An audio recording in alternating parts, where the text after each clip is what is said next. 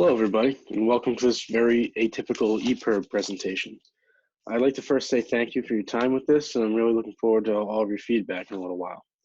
And before I really begin, I just wanted to address the fact that due to the timing of school closures happening early on in my solo student teaching, I was really only able to grab some pictures of my physical classroom environment and the building itself, and none of my classes in action, unfortunately. So to start, here are the first set of doors that I walk through every day at Biddeford High School.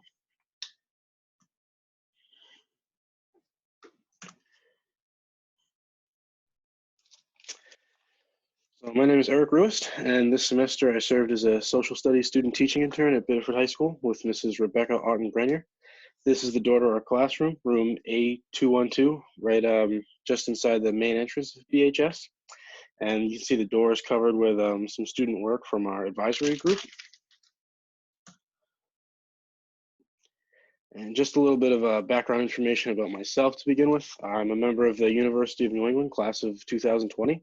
A dual degree student in secondary education and history with a concentration in physical education and a minor in athletic coaching.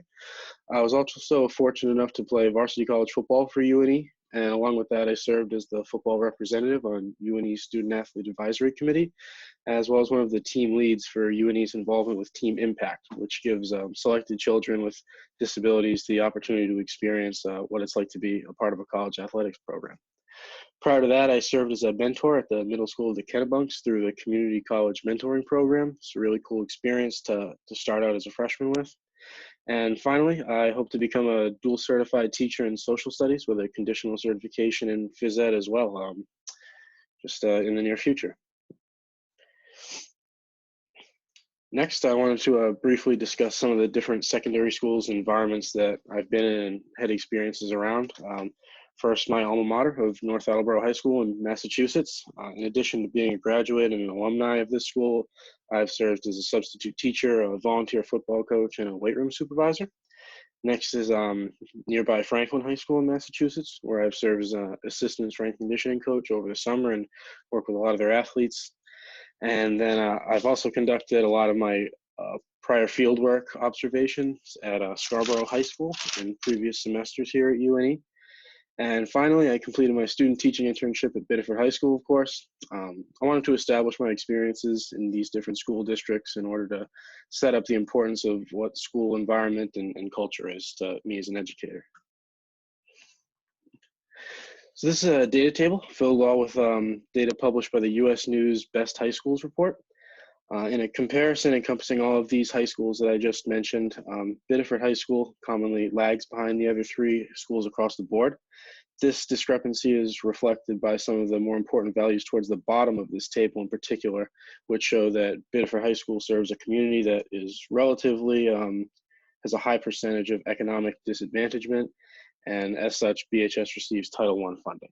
Now, all the other numbers is overall score, national rank, AP statistics, standardized exam scores.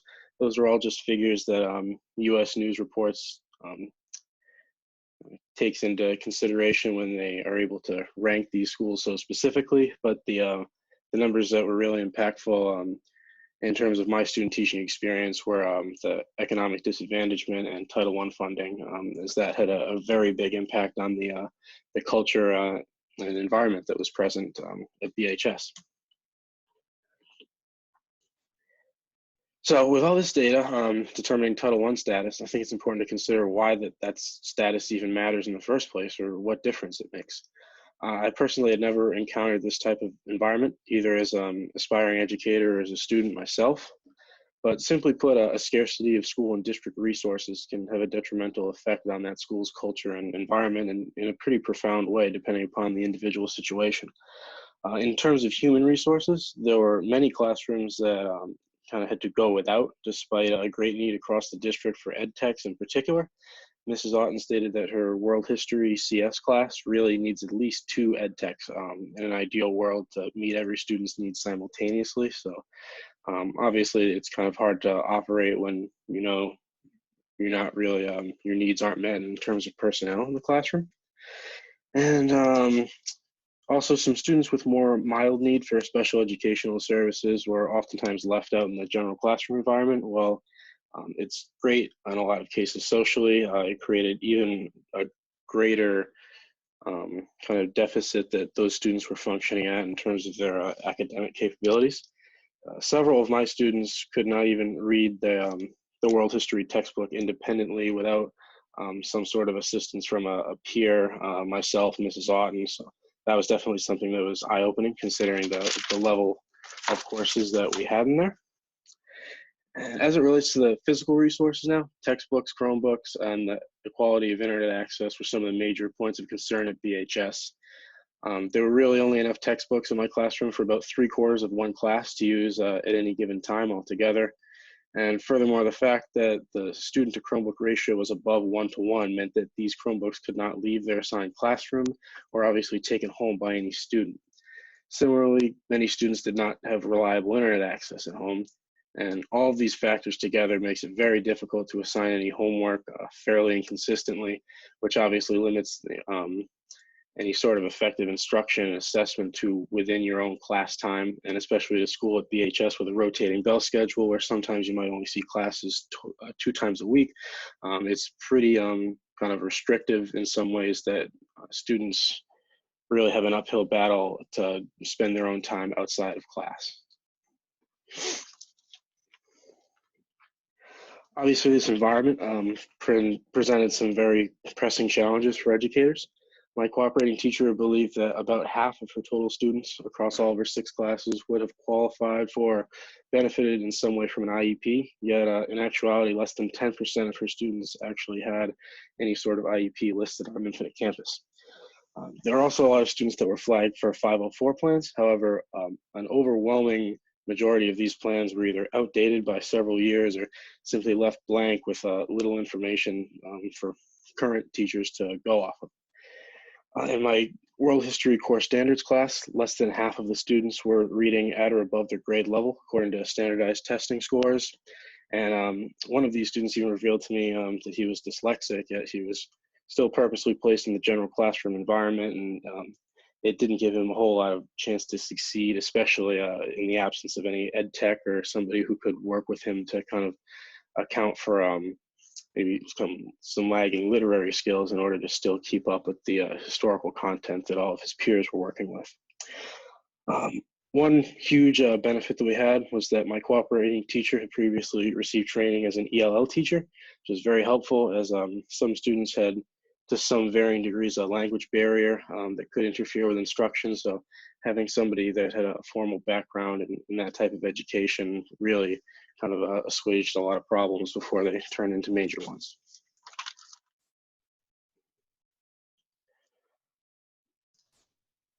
So in the face of many different challenges, obviously one of the most important aspects is how educators are able to respond to those challenges. And some of the most challenging areas I faced with my students right off the bat were in terms of learner development, how to effectively educate an entire class in which the students vary so widely in terms of their intellectual, emotional, and social development. Learning differences, how to effectively deliver content to classes in which the students consisted of such a wide variance of backgrounds and beliefs. Learning environments, how to effectively manage an entire class in which I knew that many students worked and behaved better in different types of environments, yet there's only one teacher and maybe an ed tech if you're lucky. Application of content, how to make content meaningful to students who are very, very adamant that they know that they would not be attending college and therefore they perceived that they had no use for knowing any sort of history. That was a pretty tall task to begin with, but there were definitely some major breakthroughs along the way with that one in particular that we'll get into in a little while.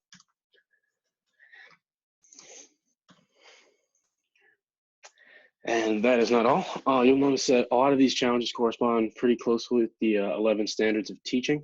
Not every standard is highlighted here, as these were mainly the categories that stuck out the most and either presented me with the most types of these problems or the kind of the most difficult to solve. But continuing on with this list of assessment, how to accurately, equitably, and fairly administer summative assessments to classes where several students struggled to independently read and write effectively. This was especially challenging in my core standards courses, but you're differentiating the different types of summatives we gave out and how we prepared them for those summatives, we found some success in this area. Planning for instruction, how to effectively plan for class instruction when some students were as far as 2 full units ahead of some of their classmates. The self-paced approach that I took in most of my classes obviously had some downside as well, and it mainly just made planning for instruction kind of a headache at first, until I learned that flexibility was the key to getting through when your class was at such a widely varying range of abilities. Instructional strategies, how to effectively develop and implement a menu, if you will, of appropriate instructional strategies to use with students within a widely varying range of abilities and aptitudes. And of course, technology, especially nowadays, how to effectively and responsibly implement the utilization of technology into class activities and assignments when you know that at least several students will attempt to abuse it. This was a big issue with Chromebooks, which were a tremendous tool for us, but also had to be monitored from the other side. And I think a pretty unique result was kind of implemented there in order to strike the best of both worlds, which I'll get into a little bit later.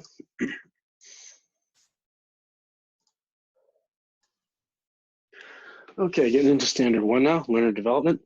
The intellectual development of each of my students individually became my primary focal point pretty early on as a student teacher. Especially with my core standards world history class, there was an astonishingly high percentage of students that could not read or write close to their grade level, which was a problem I didn't initially anticipate having to take on with these age groups. So as a result, this course was run predominantly self-paced, with students working in small groups with their peers who were roughly comparable in terms of their literary abilities. This was kind of the first metric that we had them grouped by. This approach essentially eliminated all whole group direct instruction with these groups. The grouping of students typically wound up based upon where they were within the world history curriculum. So we had students of similar literary abilities working with students that were all in similar places in the textbook. A great benefit from this system was the fact that with no kind of whole group instruction to hold me at the front of the classroom, I was able to circulate throughout and address whatever topics a certain group was working on real time for them. So it wasn't really wasting any of the students' time on something that they either had already covered or weren't ready to progress to yet. And there was still direct instruction being delivered, just not for a long block of time at the front of the room, and rarely ever with the whole class together with these kids. So the overwhelming kind of sentiment was due to the widely varying points of development that my students demonstrated. The most developmentally appropriate learning experience necessitated individualized attention in conjunction with participation in small collaborative groups. And then some documents to demonstrate this. We have a slideshow that just is essentially a guided reading tool that goes through a corresponding section of the textbook, and then an outline that serves the same purpose, but obviously these two documents are organized very differently. So some students might prefer the big centralized block of text and an outline. Others might be captivated more by a more interactive display of content, such as a slideshow. And then each of these resources had a differentiated version to correspond with it that could either be kind of pared down or beefed up in terms of their content and detail to correspond with what that individual student needed.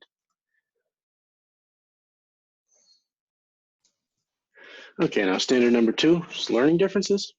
If you refer to the data table we just saw a few moments ago, once again, the student body at Biddeford High School was much different than anything I'd experienced as a student or aspiring educator, and the real challenge was to foster a classroom environment that was accommodating of all sorts of different type of cultures, customs, backgrounds. There was a lot of diversity among my students, but they were all a really good group, so there was very little negative energy associated with that.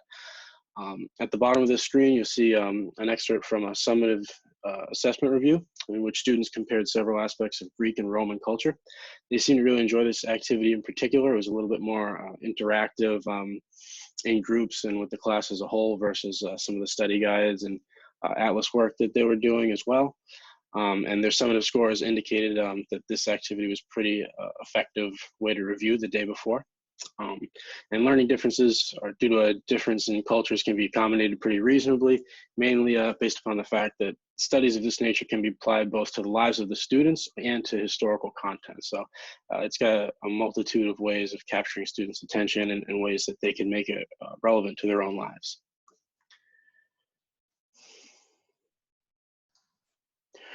right, in standard 3, the learning environment, this was a pretty widely varying concept in my classes. Is some classes generally tend to work pretty well sitting in the standard 5x5 row, and some worked in small groups, and others classes featured students that like to go to all different parts of the building based upon their needs. So this was another category where I had to learn to be pretty flexible pretty early on. I predominantly used in-house school resources such as the media center and in some cases the hallway to best accommodate the needs of all my students. Many students needed isolation from the rest of the class. They commonly worked in the hallway, sometimes a small group, sometimes independently. Some students work best in a quieter, more comfortable environment, and they typically got pre-approved permission, and they worked up in the media center pretty commonly, and they typically were more independent, and they got their work done to kind of earn them the right to keep using that environment and showing it was effective for them. One of my students with an IEP always submitted pretty solid work, but she just required a different type of environment in order to learn best. So she typically went to work in the media center, really only saw her towards the beginning and end of class periods in which most of the students were kind of turned loose working on their own thing, but that particular approach worked for her individually. And within the general classroom, the students who remained, they typically worked in small groups spread out into different areas of the room. Similar to the approach that I took with core standards classes, this allowed students to work together on similar parts of the curriculum, and also allowed students who benefited from similar instructional strategies as I would circulate throughout the room and address each group individually.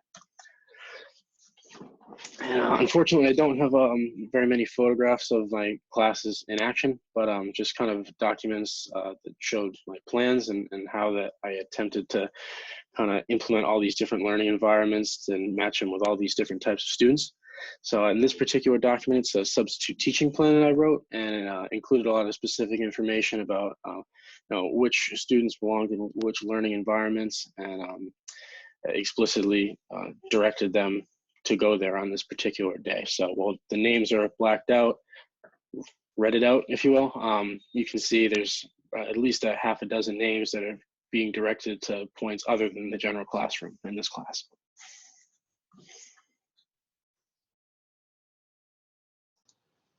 And now we arrive to standard 4, content knowledge. So I'm about to graduate with a degree in history from UNE, and that's great that I've studied it, but the real question is how can I utilize it and apply this knowledge to benefit my students directly? And the answer I most commonly arrived at was by implementing this knowledge to create a whole bunch of unique resources that, while they're based off of the textbook and our curriculum, they really vary in the way that they deliver it and how students understand it. So I've created guided slideshows to simplify historical content and guided outlines to organize all important information a little bit differently. You have another example of this to the right. And for both the guided slideshows and outlines, I made sure to have 2 differentiated versions of each available in order to accommodate a student's best academic capability at that time.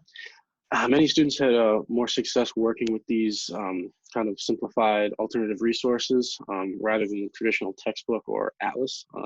It was all up to the individual, which was my goal as a teacher, just to give them a whole bunch of options to fit a wide range of students and learning styles. And here's some more evidence of that. So at the top, there's a slideshow, a guided slideshow from the same chapter and same section. But you can see one of them is a little bit longer, a little bit more detailed and complex in language, whereas the other one is a little bit more simplified and direct to the point based upon kind of which version any particular learner is ready for. And then at the bottom, we have a comparative review that was used the day before summative assessment with an earlier unit before I really took over more of the class.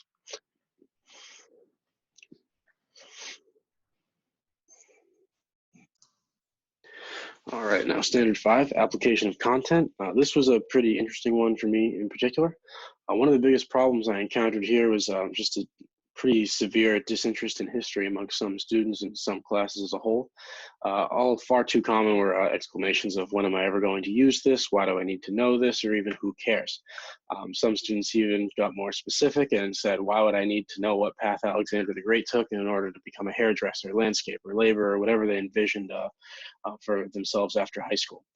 And a lot of these cases, my cooperating teacher and I didn't want to lie to students, but we also didn't want to kind of kill any enthusiasm either. So a lot of times our response was simply, if you don't enjoy history or have no plans to study it, you still need to do well in this course in order to graduate or go to college. And in some cases, we were met with some responses that some students didn't care whether they graduated or not and had no plans on any post-secondary education. So this was a tough situation to deal with, even though it obviously wasn't every student or even a quarter of all students, but the ones that kind of conducted themselves in this way were a unique problem that it took a little bit of kind of a trial and error period in order to reach a breakthrough. I thought personally that comparing Greek democracy with the modern government of the United States would pique some interest, but that ultimately kind of flopped in terms of how it was perceived by the students. So back to the drawing board, and it was difficult to make the specific content that we're dealing with resonate with some of our students, and it serves as an instructional barrier in some cases until a breakthrough came from a very unlikely source nowadays. It's the COVID-19 pandemic.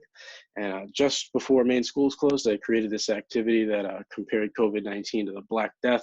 As we were about to start the High Middle Ages unit, we finally had some relevant point of history that could be directly compared to something that was happening today and affecting all of their lives in a big way. So this was an activity that received a lot more excitement and interest than many others, and it was pretty exciting to finally see some positive results and intrigue coming from students that hadn't really shown much before.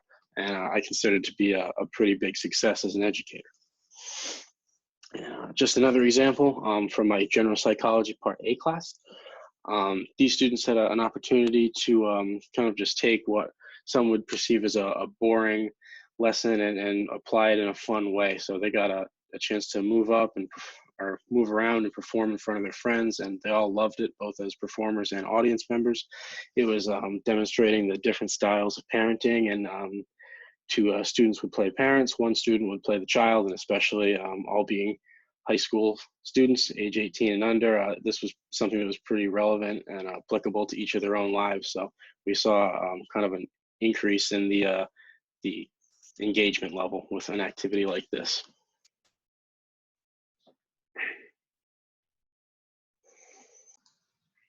All right, in Standard 6, assessment, specifically summative assessment to start.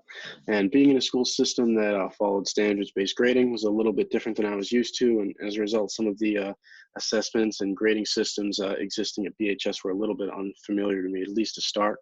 But it became evident throughout my time that these summative assessments were oftentimes pretty student-friendly. And they gave students a chance who might struggle academically or are not great with literary skills, an opportunity to score well on things that were major grades for them. The downside is that it could hurt students who were not great writers because it was essentially all an open response format. And to account for this, I offer assistance to students while taking assessments as long as their question wasn't related to the historical content that was being covered on it. If they needed help trying to figure out where on a piece of paper their response should be, or if it should be a bulleted list or a paragraph format, all things like this, I was able to help them out with so that we were really assessing their knowledge of the historical content versus their ability as writers. Overall, more students impressed me with their performances on these exam or assessments than disappointed me. So especially considering I wasn't too familiar with these coming in, that was very encouraging to see early on. And now moving on to formative assessments.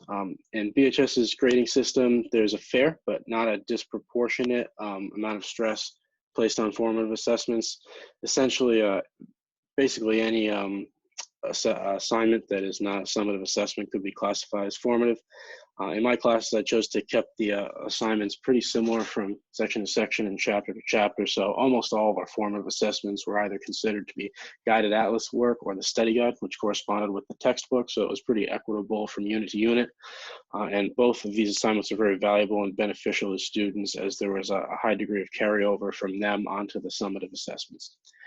And I always try to remain conscious to stay away from anything that students might tag as busy work, not necessarily just to gauge their interest, but to kind of keep their faith in that this assignment will prepare me to score well on a summative assessment because it's relevant, it's applicable, and it's not a waste of my time. And to the right is just an excerpt from the Section 1, Unit 4 study guide. This is very the basic format that all of our study guides followed.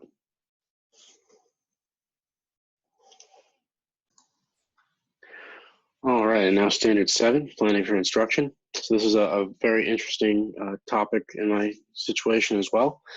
So my world history classes essentially became self-paced for the most part. Core standards a bit more than college prep level, but both of them to some degree. This was a result of not being able to fairly or consistently assign homework due to lack of resources, particularly the severe textbook shortages, so students couldn't have their own textbook assigned to them. And of course, such a wide variance in some of my students' intellectual abilities across both levels of history courses. And just in general, self-paced high school course is extremely difficult to plan instruction for, at least in the traditional sense that we think of when we think of lesson planning. Throughout much of the semester, any large group instruction would have been a waste of time for half, if not more, of the class. And each situation and group of students, particularly with my kids, were just totally unique and had to be planned for individually, really. So there were several groups of students that would reach at a different point in the course curriculum. And as an educator, significant adaptations to existing plans became necessary very quickly too, so that students kind of weren't wasting their time on materials that weren't applicable to them for a variety of reasons. And even if it were to be possible, whole group direct instruction would definitely not have been the most effective strategy, particularly with the core standards world history. So here are some examples of lesson plans, kind of a before and after student teaching, if you will. So on the left side is a traditional, thorough but somewhat superficial lesson plan, the traditional format, fairly rigid in structure and the expectations of the students in class time. On the right is what lesson planning really ended up looking like in reality throughout student teaching, which was more or less keeping track of a variety of different small groups within one class and how they were each progressing, to know that just because one group was ahead of the other, they were both making consistent project and progress and working hard. So it was a pretty atypical format, kind of informal looking, but at the end of the day, it was very useful and helpful to me, and basically because of how flexible and adaptable it was versus a traditional lesson plan.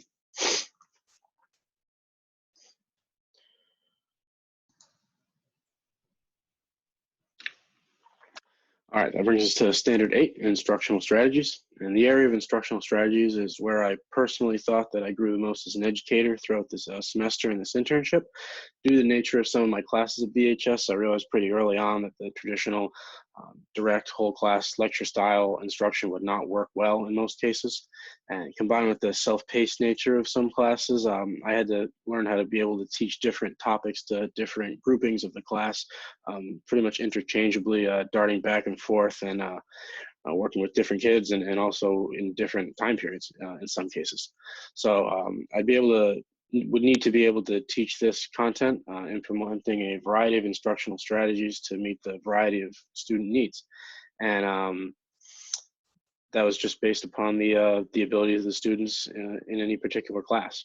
The result was I basically ended up creating a menu, if you will, of instructional strategies for these classes and different types of assignments and assessments to go along with each one, and differentiated resources as well. These kind of layered solutions ended up being the best accommodation possible for all of my students.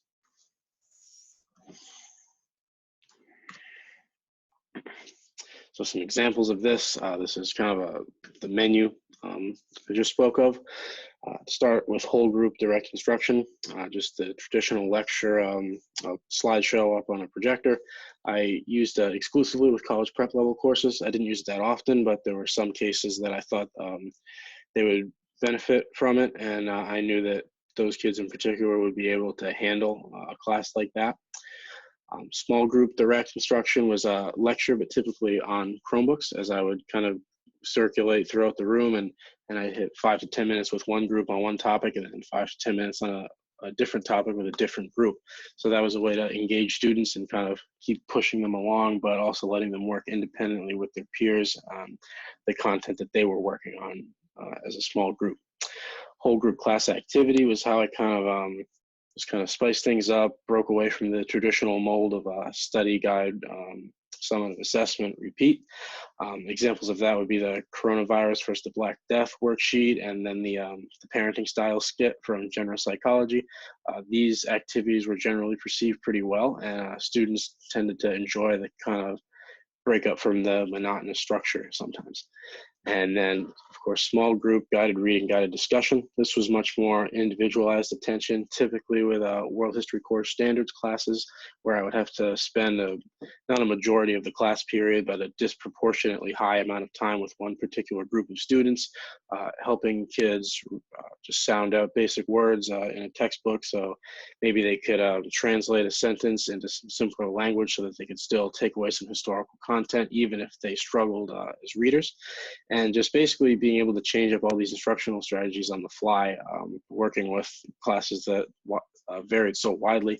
It was a kind of a sharp learning curve for me as an educator, but as the semester went on, things definitely went smoother as a result of getting better at handling these things. All right, now for standard 9, which is professional learning on ethical practice. So obviously there was only about 2.5 months of in-person teaching this semester due to the COVID-19 situation. But during that time period, I got to be a part of a lot of professional development meetings and professional learning community meetings at BHS, which were both great experiences in general.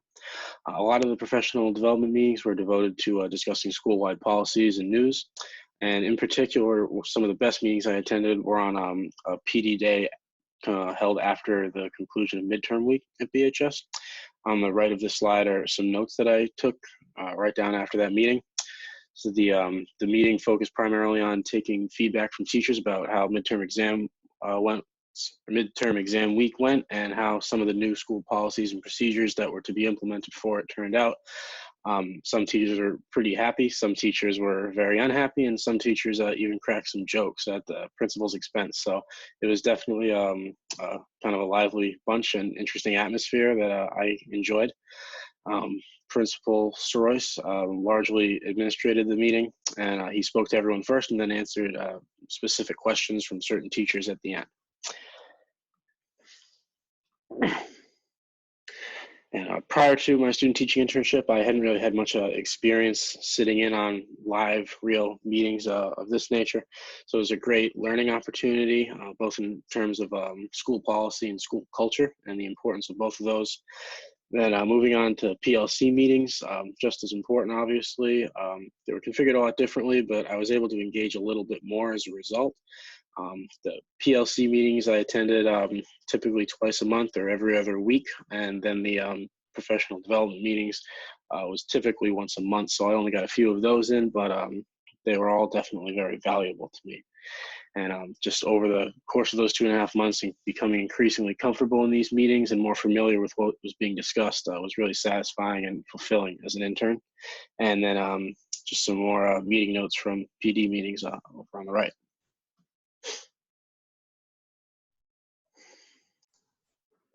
And also, along with Standard 9 is kind of external professional development conferences and seminars. I attempted to register for 2 of these. Unfortunately, neither of them actually were held. The first one was canceled due to low enrollment, and the second one due to the COVID-19 pandemic. They were both offered right here in Southern Maine through the Institute for Educational Advancement. The flyers really caught my eye just because I thought they were both topics that I could implement right away as a student teacher, and I thought that kind of immediate return would have been great for an intern. All my classes were pretty heavily based out of Google Classroom as kind of being the home base. So learning more about the G Suite and all the things that can be maximized through that would have been really helpful for me. Was disappointed that both of these didn't get to run, but just kind of showing that I was looking around what opportunities outside of the University of New England and outside of Biddeford High School were available for professional development.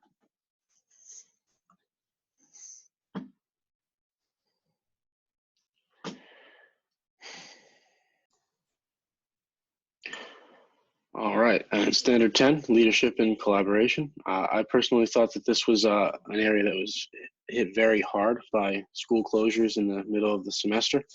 That was pretty hard to replicate, at least in the same fashion that it would have been in person, especially given the fact that I was in the middle of my solo teaching time when Biddeford schools closed. That's a great time to gain valuable leadership and collaboration experience within your history department in my case. So I was just about to begin a new unit the following week. I would have been teaching that unit alone, and I had plans to meet with Mr. Ryan Minzy early the next week to kind of sync up our units and iron out a calendar that we would both be able to follow. Unfortunately, this meeting never happened due to the school closures. So I thought of that as a missed opportunity, but some good planning at least. After schools went online, most of the collaborative efforts were based upon a Google Drive share for all world history teachers at BHS. So all teachers would contribute some of their own files to that, as well as pull some files that were uploaded there by other teachers. And as a result, every world history class basically had the same kind of menu of resources and assignments and assessments to work with.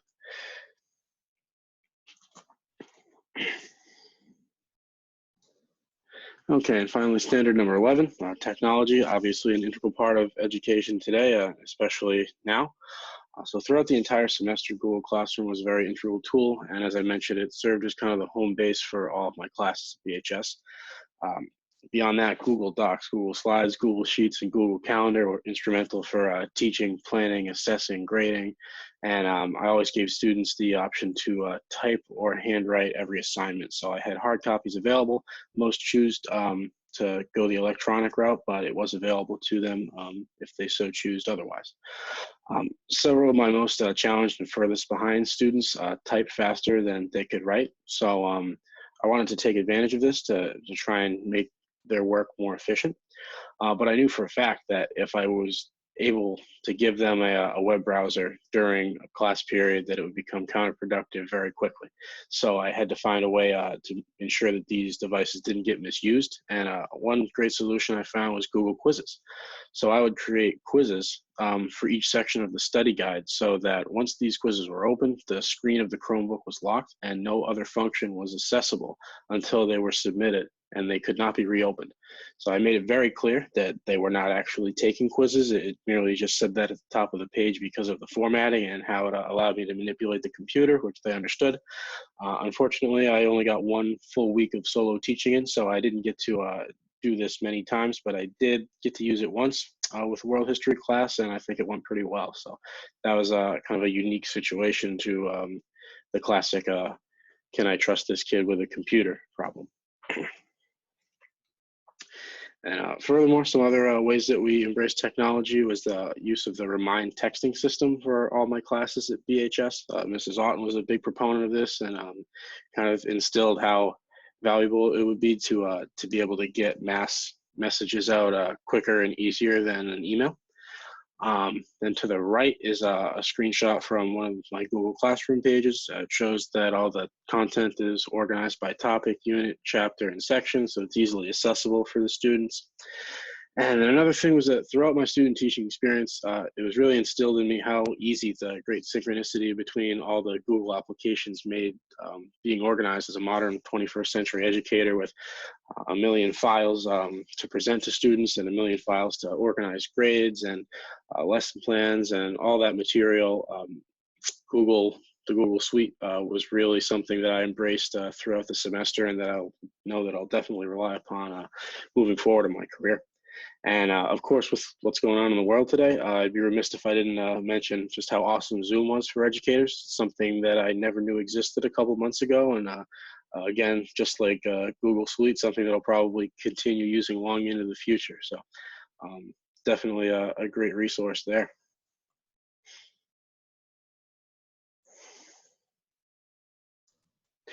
All right, and to wrap it up here, I just wanted to speak a little bit more about the stars of the show, kind of, obviously, the students. So I know earlier in the presentation, I discussed some concerns I had or ways that I was disappointed throughout the internship, but obviously moments like that are to be expected and when you're experiencing something that's largely new. But with rare exception, all of my students were great, and I loved working with them on a daily basis. It was the best part of this internship for me, just those daily interactions and building relationships over the course of months.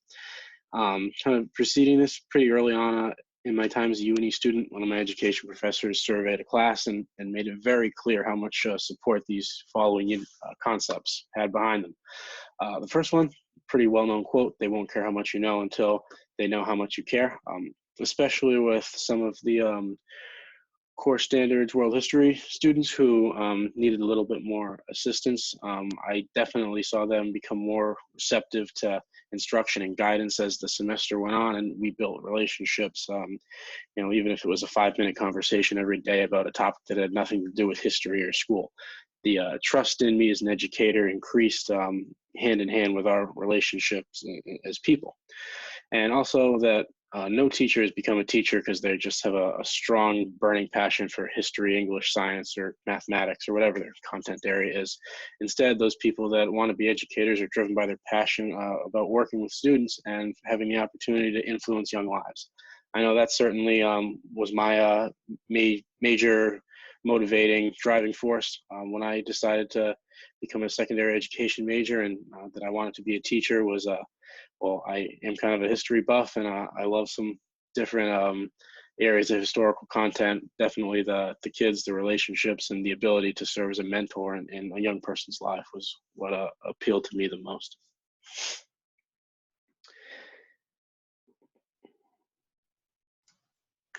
Okay, and finally, I'll wrap it up here with just a couple of my favorite stories, takeaways from this internship. So in my world history college prep class, one of my favorite moments was just seeing a student's face light up after I informed her that she scored a 96 on her summative assessment that she had been concerned about and anxious to hear back on. So in the class periods following this, I worked with these students to prepare a study guide that they would be able to use to help them on this summative assessment. This student study guide was probably the most thorough out of the entire class. She's a very conscientious student, did well in all of her classes, very intelligent, but sometimes she admits that she can struggle as a writer. And given the open response nature of summative exams or assessments, she was concerned. But after only about 2 minutes of going through her responses and giving her grade and feedback, the excitement and jubilance and smile that came over her face were something that I'll definitely hold with me for a long time as a teacher. And then also in a general psychology class, I started to build a relationship with the student pretty early on in the semester, in this case, back in January, before I was too heavily involved with the day-to-day class. And in general, as a 22-year-old teaching intern, it can be a challenge to separate and distinguish yourself from some of your older 18-year-old students with a pretty small age gap. But I believe there's also an advantage to be seized on that front of the sense of the sense of increased relatability with these students because of that young age. As a result, if you can kind of harness this properly, you can build better interpersonal relationships and connections with these students. So in one instance, I had a senior in one of my general psych classes that was sitting near me in the back of the room, just muttering some song lyrics while he did some work with headphones in, and he struck up a conversation with me asking if I'd ever heard of the song Mansion by NF, and I actually had heard this before. So it's a modern rock song that had some pretty heavy lyrics about emotional trauma and vulnerability. So we discussed the lyrics of a few other similar songs briefly, and I found out after the fact from Mrs. Otten that this student didn't have the best home life situation, family situation, and I saw this brief interaction early on in the semester as an opportunity to build a relationship. And as a result, this student ended up being one of the best and most caring, conscientious students in this class. And I have to attribute that back to this connection that I was able to make with him early on in the semester over just a simple rock song. So once again, it really is all about the students and centered on their experience. And I just want to say thank you very much once again. Thank you for your time.